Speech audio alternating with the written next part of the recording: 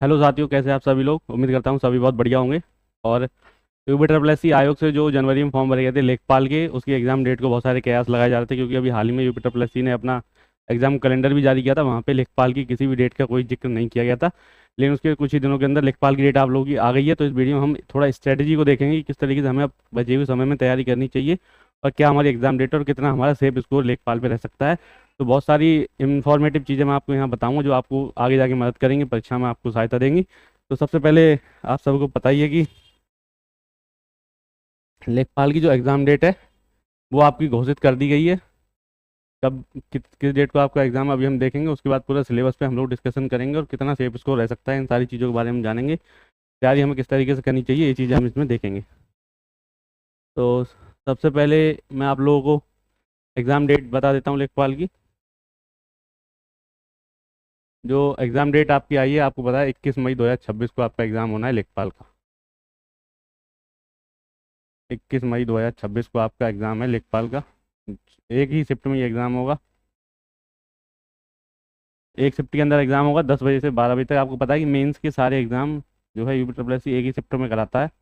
और इसका फ़ायदा ये है कि नॉर्मलाइजेशन का झाड़ नहीं होता और बच्चे कम होते हैं मेंस के एग्ज़ाम में, तो आसानी से एक शिफ्ट में ही हो सकता है। सुबह की शिफ्ट में ही सारे एग्ज़ाम यूपी कराता है। तो आप डेट को ध्यान रखिए कि 21 मई आपकी एग्ज़ाम डेट है और 21 मई को आपका पेपर है। तो आज अभी आपके पास आधा मार्च मान लीजिए, 20 दिन मार्च के हैं, फिर पूरा अप्रैल आपके पास है, और फिर 20 दिन मई के हैं। तो टोटल आप मान लीजिए 20 दिन, यहाँ पे 20 दिन, अप्रैल के आपके 30 दिन और मार्च के 20 दिन, यानी कि 40 से 70 दिन आपके पास आप परीक्षा को लेके बचे हुए हैं। 70 दिन के अंदर आपको तैयारी करनी है। 70 दिन में क्या बेहतर स्ट्रेटजी हो सकती है, किन सब्जेक्ट पे हम लोग फोकस कर सकते हैं, वो हम देखेंगे। सबसे पहले हम लोग देख लेते हैं एक बार कि जो लेखपाल का हमारा सिलेबस जो है, पेपर में क्या क्या सब्जेक्ट पूछा जाएगा, किस किस सब्जेक्ट का क्या वेटेज है। बहुत से बच्चे अभी तक यही नहीं देखे होंगे कि सिलेबस के हिसाब से पढ़ना है या नहीं पढ़ना है। तो सबसे पहले आप देख लीजिए, इतिहास आपका आएगा, इकोनॉमी आपकी आएगी, भूगोल आपका आएगा, अर्थव्यवस्था था या राज्य व्यवस्था थी यानी पॉलिटी, ग्राम समाज आएगा, अंतर्राष्ट्रीय राष्ट्रीय महत्व की घटनाएं आएंगी, यानी कि जो एक हिसाब से आप कहते हैं करंट अफेयर, ये आपका करंट अफेयर का पोर्शन है, करंट वाला। उसके बाद साइंस एंड टेक्नोलॉजी, पर्यावरण, डीआई, हिंदी, और कंप्यूटर के बाद यूपीजी के। तो देखिए, सबसे मेजर रोल जो जो रहेगा, 20 नंबर, 20 क्वेश्चन, 20 नंबर यूपीजी के, आपका टोटल 100 नंबर का पेपर होगा और उसके अंदर 100 ही क्वेश्चन होंगे। 1 नंबर का एक क्वेश्चन है। तो यूपीजी के और कंप्यूटर, उसके बाद हिंदी, डीआई और पर्यावरण, आप अगर ये मेन ये चीज़ें उठाएंगे तो 20 नंबर और 15 नंबर, 35 नंबर, 45 नंबर, 55 नंबर और ये 65 नंबर, यानी कि 65 नंबर के तो आपके यही सब्जेक्ट हो गए पाँच। 65 नंबर के ये 1 2 3 4 5 सब्जेक्ट, ये आपके 65 नंबर के हो गए। और ये बहुत कम बच्चों के अभी तैयार भी होंगे, क्योंकि यहाँ बच्चा ध्यान कोई देता नहीं है। यहाँ पे इतिहास, पॉलिटी, भूगोल, यही सब पढ़ते रहते हैं। बहुत से बच्चे तो ग्राम समाज भी बहुत पढ़ा होगा, लेकिन ग्राम समाज अगर छोड़ भी देंगे तो कोई बहुत फर्क नहीं पड़ेगा। एक दो क्वेश्चन आप कॉमन सेंस से वहाँ पे ग्राम समाज के कर सकते हैं। अब बचा 35 नंबर का खेल। 35 नंबर आपके ये आएंगे इन 7 सब्जेक्ट से, आपके 1 2 3 4 5 6 7, ये आपका टोटल 35 नंबर का यहाँ से आएगा। तो अगर आप यहाँ से 20 नंबर अगर ले आते हैं, 20 नंबर लाने के लिए आपको करंट अफेयर करना पड़ेगा, उसके बाद पॉलिटी करनी पड़ेगी, और उसके बाद एक, बाकी 10 नंबर तो ये आप कर सकते हो। 10 नहीं, 8 नंबर यहाँ पे आपके आसानी से आ सकते हैं, 8 नंबर। तो आपके टोटल नंबर बन जाते हैं जाके 73। अब बाकी फिर बचे हुए पोर्शन में से पाँच पाँच पाँच पाँच 20 नंबर में से अगर आप 7 8 नंबर और ले आते हैं, 7 से 8 नंबर अगर बचे हुए 20 नंबर से में से आप ले आए, तो आप 80 प्लस हो गए। लेकिन इस बार इसकी कट ऑफ 80 प्लस तो नहीं जाएगी। जैसे आपको पता है कि पिछली बार कट ऑफ 80 प्लस गई थी, यानी 82 83 के आसपास जनरल ओबीसी की कट ऑफ गई थी। लेकिन इस बार जो सेफ स्कोर अगर हम देखेंगे कि सेफ स्कोर इस बार क्या रहने के चांस हैं, तो मुझे लगता है कि इस बार का सेफ स्कोर जो होगा 75 से 80 के बीच में होगा, किसी भी कैटेगरी का। अगर आपके इतने नंबर हैं, देखिए पिछली बार 82 या 83 के आसपास गई थी जनरल और ओबीसी की कट ऑफ, जो कि इस बार जाने की संभावना तो बिल्कुल नहीं है। ये कट ऑफ बिल्कुल भी नहीं जाएगी। इस बार इसके आसपास रहेगी फाइनल। ये मैं आपको फाइनल कट ऑफ बता रहा हूँ। फाइनल नंबर 80 मैक्सिमम आपको देखने को मिलेगी, 80 नंबर मैक्सिमम।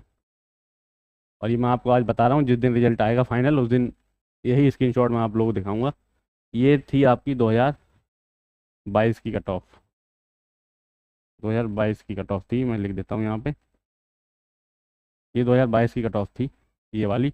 तो इस साल इससे 5 नंबर कम रहेगी, 5 नंबर कम, कम से कम। तो जो भी बच्चे तैयारी कर रहे हैं वो इस स्कोर को सेफ मान के चलें। सेफ स्कोर आपका 75 से 80 के बीच आराम से, अगर आपने कर दिया स्कोर तो आपके फाइनल होने के चांस हैं। सिलेबस को देख के आप लोग अपनी तैयारी करें। आपका जो सिलेबस है उसको आप एक बार देख लें। इसको 2 पार्ट में आप सिलेबस को तोड़ सकते हैं अपने को। पहला 65 प्लस 35, इस पे फोकस ज़्यादा करें। यहाँ पे अगर आप फोकस करेंगे तो आपको अच्छा रिजल्ट देखने को मिलेगा। पूरे सिलेबस वाइज अगर आप पढ़ेंगे तो आपको कोई भी दिक्कत नहीं आएगी। इस तरीके से 2 पार्ट में आप अपना सिलेबस तोड़ लीजिए और कम से कम 8 घंटे, 8 घंटे पढ़ाई करिए। ऑनलाइन मैराथन वगैरह चलती है, उनके चक्कर में अभी पढ़ने की ज़रूरत नहीं है। अभी अपना बेसिक आप कंप्लीट करिए, जो भी बेसिक चीज़ें हैं उनको करिए। उसके बाद जब लास्ट में तैयारी हमें चेक करने के लिए, देखिए सबसे बड़ी बच्चे गलती क्या करते हैं कि मैराथन देखते रहते हैं पूरे पूरे दिन। मैराथन मैराथन आपको नहीं देखनी है। जब सिलेबस आपका पूरा हो जाए, सिलेबस पूरा हो जाए उसके बाद आप लोगों को सिर्फ अपना टेस्ट देने के लिए काम करना है। टेस्ट के लिए मैराथन को आप प्रीफर कर सकते हैं कि अपनी तैयारी को चेक करने के लिए। वो भी क्वेश्चन वाली, यहाँ से आपने पढ़ा है तो कितना आपने सीखा है, वो सारी चीज़ें आपकी यहाँ से क्लियर हो जाएंगी उस चीज़ों को देखने के लिए। बाकी आपको एग्ज़ाम डेट आपके सामने है ही, कि एग्ज़ाम डेट जो आपकी है वो 21 मई है। आप देख पा रहे होंगे 21 मई की आपकी एग्ज़ाम डेट है। और 21 मई, अब बहुत से लोग कैलेंडर को देख के कह रहे थे कि 3 तारीख को नहीं होगा, क्योंकि ये कैलेंडर के अंदर रिजर्व डेट थी 21 की, एक 26 अप्रैल की और एक 3 मई की। अब 3 मई को जो है, 3 मई को इन्होंने जेई का एग्ज़ाम लगा दिया। कुछ लोग कह रहे थे कि 3 को इसका पेपर है उसका पेपर है तो क्लैश नहीं हो सकते, लेकिन देखिए 3 मई को भी इन्होंने एग्ज़ाम कराया, जेई का एग्ज़ाम लगा दिया। उसके बाद वो पुराना एग्ज़ाम था तो पहले कराना था, इसलिए इस एग्ज़ाम को पहले लगाएगा। वरना लेखपाल का एग्ज़ाम आपका इस डेट को देखने को मिलता है, अगर जेई का एग्ज़ाम नहीं होता, जेई का हो चुका होता तो। लेकिन उसे पहले कराना था क्योंकि लगभग 2 साल उस भर्ती को हो गए हैं, लेकिन कोई भी केस, कोर्ट केस की वजह से वो एग्ज़ाम कंप्लीट नहीं हो पाया था, तो पहले उसको कराएंगे फिर इसको। वरना आपको ये 20 दिन पहले एग्ज़ाम देखने को लेखपाल का मिल जाता। लोग कहते थे कि यहाँ पे जीआईसी प्रवक्ता का एग्ज़ाम है तो कैसे करा देंगे, लेकिन करा दिया उन्होंने, कोई फ़र्क उससे नहीं पड़ता है। आर ओ का भी पेपर जूनियर असिस्टेंट के साथ क्लैश हुआ था तो आर ओ का पेपर हट गया था, लेकिन यूपीडब्ल्यूएससी ने अपना पेपर कराया था। तो फिलहाल ये अपडेट आ गई। कोई भी जानकारी अगर आपको चाहिए हो तो आप मुझे कमेंट करें, उसको मैं आपका रिप्लाई करूँगा। या अगर बड़ी कोई जानकारी हो जो सभी बच्चों के फ़ायदे के लिए हो, उस पर अच्छी सी वीडियो भी आपको बनाकर दे दूँगा। Thank you so much.